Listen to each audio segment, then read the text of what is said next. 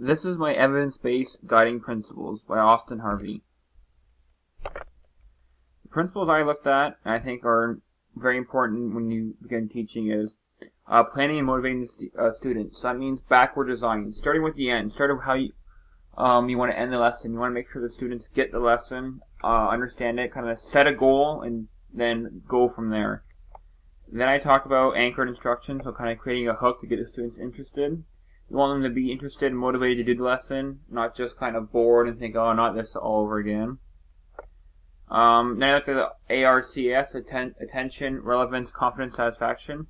All those are key for getting them motivated to do the lesson.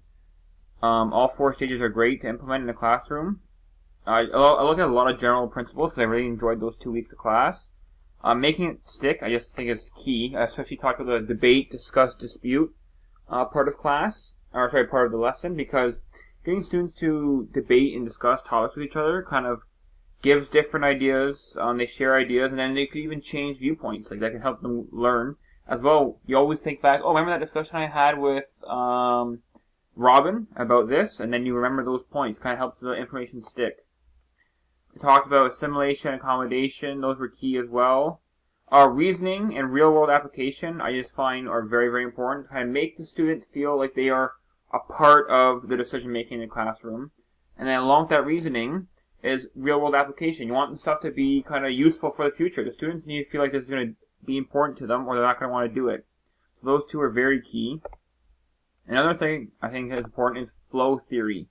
Kind of when you get in that zone where you just kind of keep working because you enjoy it. You don't find it a job or a task. You enjoy doing it. So that's very important to try to do in a classroom. It's hard to do, but if you can do it right, it'd be perfect for the students. So we kind of focus on no class distractions, and let the students choose. If you give them a choice, they'll do something they want to do, and that helps.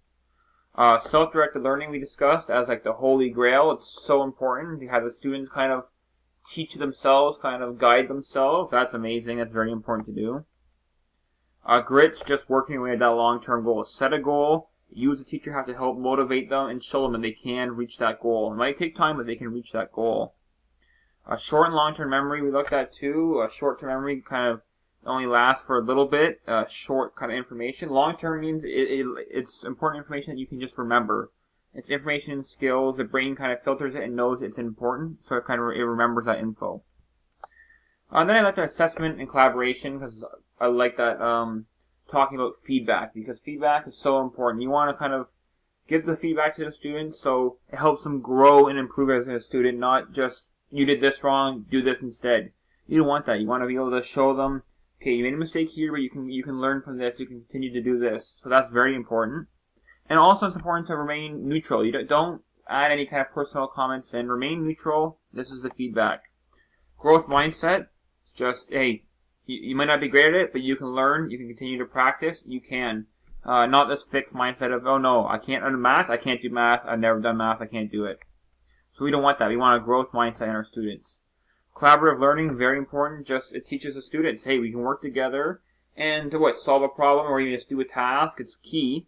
And it's just good because that improves student learning. It kind of gives them critical thinking skills. They can interpret other people's ideas and opinions, connect it with theirs. That's very important.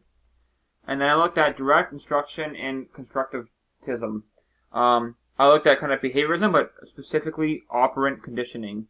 So that was B.F. Skinner, and I focused on like bad behavior. Some students do it for attention. You ignore them. Don't acknowledge it. Ignore them. If it's not for attention and they're acting out, maybe give them the feedback. Kind of tell them, hey, you can do this to change the behavior. We don't want that kind of behavior in the classroom. It's distracting, etc. Then it says about rewarding good behavior. It doesn't have to be always a reward like, oh, you get a point for this week, or here you get candy, or you can have more study time. It doesn't matter. It's just maybe even it's just talking to them. Hey, verbal acknowledgement. Thank you. That was very good. I appreciate that.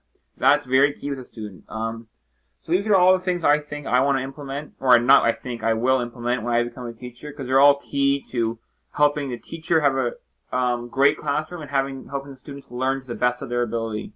Thank you.